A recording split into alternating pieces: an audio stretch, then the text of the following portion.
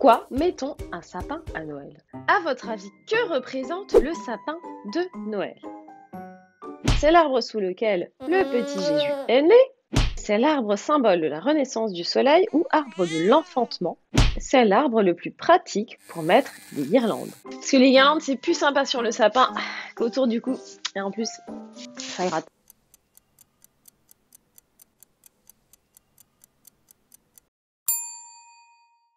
Entre 2000 et 1200 avant Jésus-Christ, les Celtes avaient mis au point un calendrier lunaire qui associait à chaque mois un arbre spécifique. Et en quelle année apparaît le sapin de Noël à proprement parler, c'est-à-dire celui qui est fait pour célébrer la naissance de Jésus-Christ?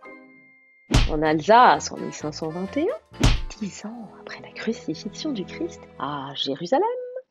Chez les Celtes en 1200 avant Jésus-Christ.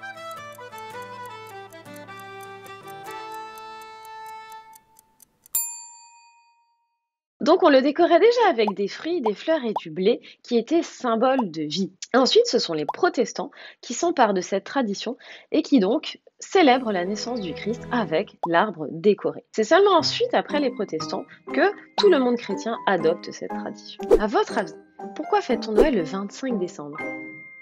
Parce que c'est la date de naissance de Jésus-Christ. Parce que c'est une vieille tradition de l'Empire perse qui s'est propagée dans l'Empire romain et s'est christianisée.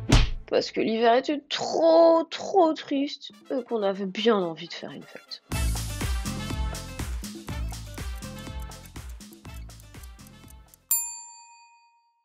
Et oui, on ne sait pas exactement quand Jésus est né, puisqu'il n'y avait pas à l'époque de registre des naissances comme nous aujourd'hui. Il s'agirait donc du culte du dieu Mitra, divinité indo-iranienne alors considérée comme le dieu soleil autour de 1500 avant Jésus-Christ, qui se propage dans l'Empire romain et dont la naissance était à l'époque célébrée par des jeux somptueux le 25 décembre. C'est à partir de l'an 354 que l'Église, prenant peur face à cette concurrence, institue officiellement l'anniversaire de Jésus le 25 décembre. Et les boules de Noël, ça vient d'où?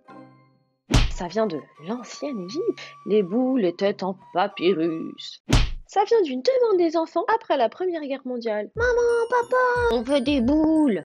Ça vient d'une mauvaise récolte des pommes en 1858 qui sont alors remplacées par des boules en verre.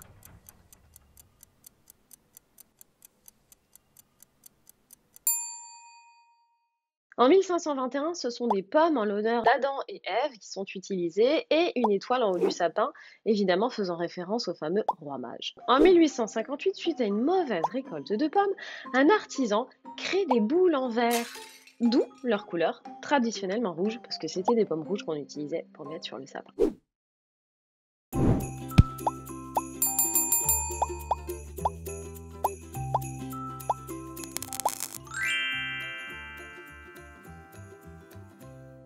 Et après Noël, ils deviennent quoi, nos sapins? Ils finissent à la décharge avec nos poubelles. Ils sont replantés et les racines repoussent. Ils sont transformés en compost.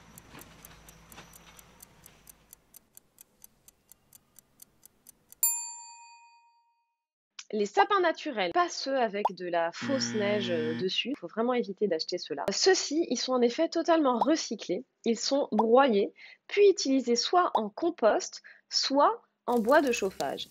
Il faut savoir qu'une tonne de sapin peut produire entre 300 et 400 tonnes de compost. Et le compost est très précieux. Il permet de protéger les sols et les plantations, du froid évidemment, mais aussi de l'évaporation de l'eau. C'est vraiment excellent. Il fonctionne aussi comme un désherbant naturel. Pour cela, c'est très important de déposer les sapins dans l'endroit qui est prévu à cet effet, où ils seront en effet collectés, broyés et ensuite transformés. Ne les jetez pas de façon sauvage, parce que là, vous n'aidez pas la planète, alors que dans le cas contraire, vous la sauvez. C'est un assez joli cadeau de Noël à la planète de lui rendre ce qu'elle a produit. Et maintenant, le chiffre de ouf. À votre avis, quel est le plus grand sapin de Noël naturel en Europe? 35 mètres. Jusque-là, c'était un sapin qui était installé à Strasbourg qui mesurait 30 mètres. Et depuis quelques temps, c'est un sapin installé à Paris qui mesure 35 mètres, place de la Concorde. Et qui pèse quand même 8 tonnes. Et l'autre chiffre de ouf, combien de sapins de Noël a-t-on vendu en France l'année dernière? Il en a été vendu 5,8 millions. Ça en fait du compost. Et voilà, maintenant vous savez tout sur le sapin. Il ne vous reste plus qu'à organiser le moment de décoration de ce sapin en famille. Et là, éclatez-vous, lâchez-vous, mettez votre pâte et votre grain de sel. On n'est pas obligé de faire la même chose que les autres années. Et peut-être que nous aussi, on changera le cours de l'histoire. Je vous fais des gros bisous.